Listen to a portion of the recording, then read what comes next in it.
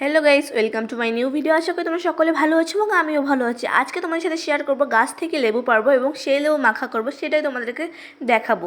তো চলো শুরু করা যাক। তো আমি এখানে কিন্তু গাছ থেকে প্রথমেই লেবুটা পারছি, বাট সেটা তোমাদের ক্যামেরার ভিতরে দেখাই নাই বা ক্যামেরাতে দেখাই নাই, কিন্তু এখানে দেখাচ্ছি গাছে কিন্তু অনেকটাই লেবু আছে।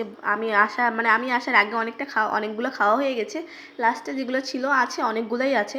সেজন্য একটা বড় লেবু পারলাম পাকা দেখে, কারণ হলুদ হইলে তো সেটা পাকা, সেজন্য।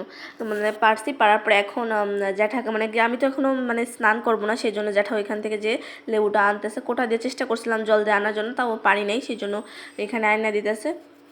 তো এখন আমি আমার হাতে পেয়ে গেছি লেবুটা, চলো মাখা করা যাক।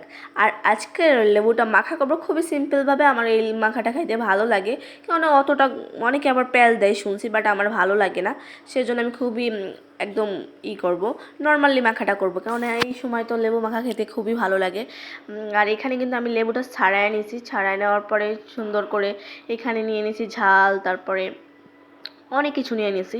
মানে অনেক কিছু বলতে ঝাল নিয়েছি, লবণ নিয়েছি, আর যদি তোমাদের বেশি চুকা মনে হয় একটু হালকা চিনি দিতে পারো, বাট একটা চুকা ছিল না, সেজন্য আমি চিনি দেইনি। তো এখানে কিন্তু 3টা বাটি দেখতে পাচ্ছ, এটা কিন্তু আমার জন্য না, এটা যাচ্ছে আমার দাদার বন্ধুদের জন্য। তো যাই হোক, খাওয়া